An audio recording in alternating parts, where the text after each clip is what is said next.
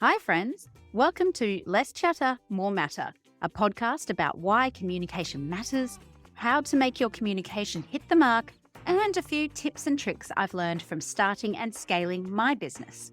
My name's Mel Loy, and I'm the founder and CEO of Hey Mel Communication and Training, a small communication agency with big energy. I'm also the co-owner of a gym. I teach group fitness. I'm a proud auntie to 11 or 12 nieces and nephews, who's counting, right? Wife to Michael and fur mum to Pip, the 15-year-old diabetic cat.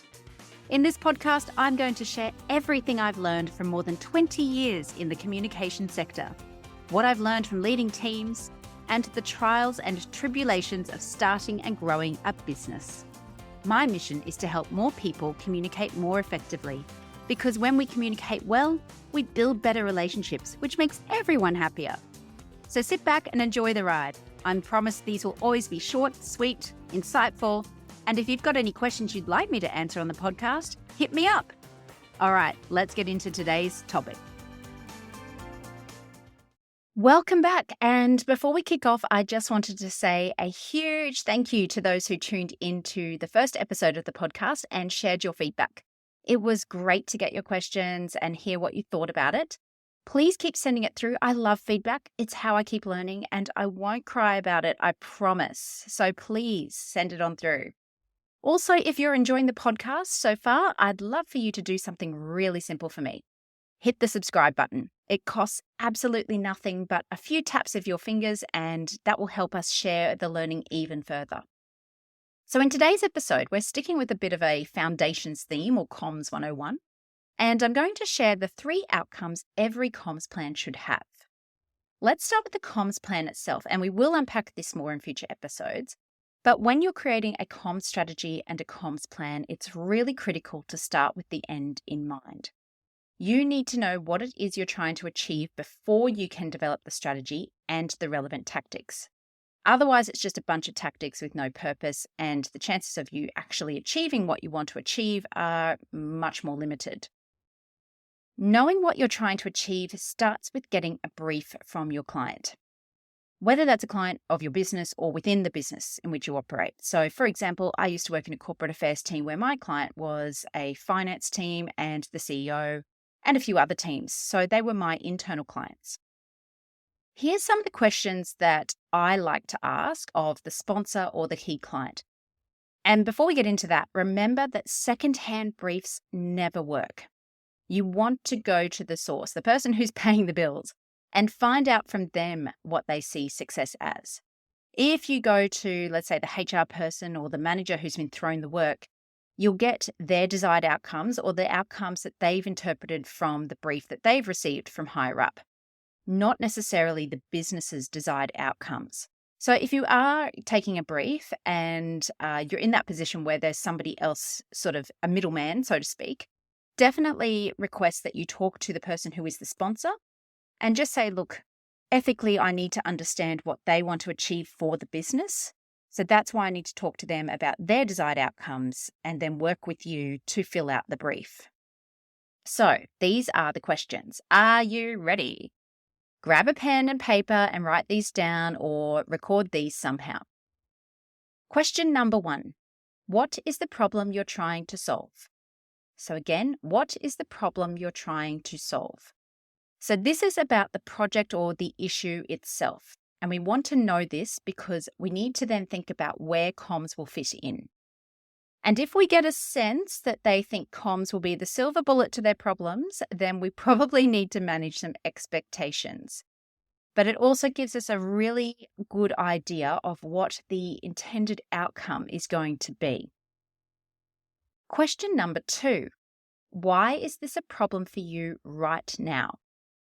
This will give you a sense of the urgency of the situation and therefore how critical the comms component is, and therefore how much resource you're going to suggest they throw at this through a communication perspective. But it can also help you establish some metrics, and we will talk about measurement and metrics a little later in the series. Number 3, what or who are the potential roadblocks? Now we're crossing into audience and systemic issues here. So this is where we can find out what the current sentiment is among audience groups, if there's particular leaders who might hold up our comms, for example, or if there's issues with channels like, the internet is just a piece of crap, or, people never look at it because they're always on the road, all those sorts of things. Or there might be some process issues as well. It's also where you can ask a follow-up question like, what else is going on that is going to be a distraction? If there's a lot of change going on, or there's an event or something, there's a lot of noise. So the chances of your particular piece of communication resonating is going to be hindered somewhat by all of that noise, or you're going to have to think of how you're going to cut through it. So once again, those 3 questions. What's the problem you're trying to solve? Why is this a problem for you right now? And what or who are the potential roadblocks? So once you've got these 3 big questions, you can really get into the nitty-gritty like deadlines, what's happening and when, key milestones, and all of those sorts of bits and pieces. And now that you've got the brief, you can start to strategize. And in a later episode, I'm going to get into the differences between the strategy and the plan. But right now, there's 3 outcomes that you'll develop that will drive the comm strategy and the plan. And they are know, feel, and do. So what do you want your audience to know, feel, and do as a result of your communication strategy? So firstly, let's start with what you want your audience to know. We're usually actually pretty good at this part. It's pretty factual. It's what's happening and when. But it's also that compelling case for why. We want people to know why something is happening, the context, the benefits of a change, the reasons why decisions were made. When people don't know that, you're asking them to do something in a vacuum of information, which means they won't do it. But if you're open and honest and lay out the case for why, that's really going to help drive action. Let's skip the feel for a bit and head on to the do. So again, this is something that we're usually pretty good at.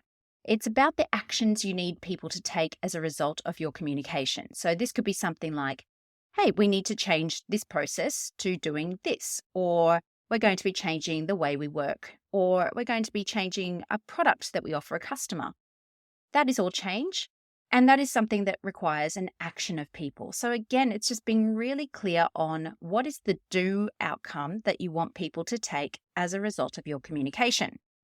And that helps you get some really good metrics as well around these outcomes, because you can test whether or not people are taking those actions and then understand more of the why or why not they're doing that. Finally, let's look at feel. And feel is the part that is usually forgotten. It's the outcome that we don't really think about, especially when we're not taking an audience-centered approach. And like I spoke about in the first episode, starting with who is critical to everything. When we think about feel, this is what we want people to feel as a result of the messaging they have received. So, for example, let's say there's a change happening and we want people to change the way that they do a process at work. Maybe let's say, for example, there is a new system being put in and it's a new system for collecting customer data. So when we break down our audiences, we want people in the contact center to be able to do something differently and use a different system. We want the managers of those teams to support them, for et cetera, et cetera. If I don't feel confident about that process, or if I don't feel like it's the right thing to do because I haven't been given information that tells me the compelling case for why, or I haven't been given enough information to build that confidence in changing this process, I will not do it. Or I will find a workaround. I'll find another way to do it. Same thing. If the leaders don't feel confident in supporting their team, then they're not going to do it. So this is really where you get into the guts of effective communication. It's how you want people to feel, because that then drives the types of messages that you put out, but it also drives some of the other activity. Like, is there a learning and development component to this? Is there a leadership component to this? That crosses a little bit into the change management territory, which we will get to later on in the series. But again, come back to the feel, and it could even just be something like, hey, we've got a new strategy, or hey, we've got this amazing new communications campaign that's going out to our customers, or new advertising. We want people to feel excited about that. So how can your messaging and your communication tactics help to build a sense of excitement? So once again, those 3 outcomes that you absolutely need to have in your plan are: know, what do you want your audience to know? Feel, and do.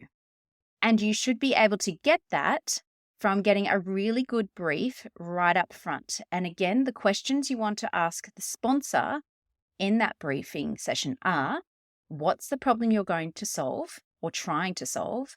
Why is this a problem for you right now? And what or who are the potential roadblocks? So when you have those in place, and especially the know, feel, do outcomes, that's when you're able to then design a strategy that will help you get to those outcomes. Remember, it's about starting with the end in mind. And it helps you become much more focused on what you will do and what you won't do. So that's our episode for today. As I promised last week, always going to be short, always going to be impactful, hopefully. And if you've got any questions or comments, absolutely shoot them through.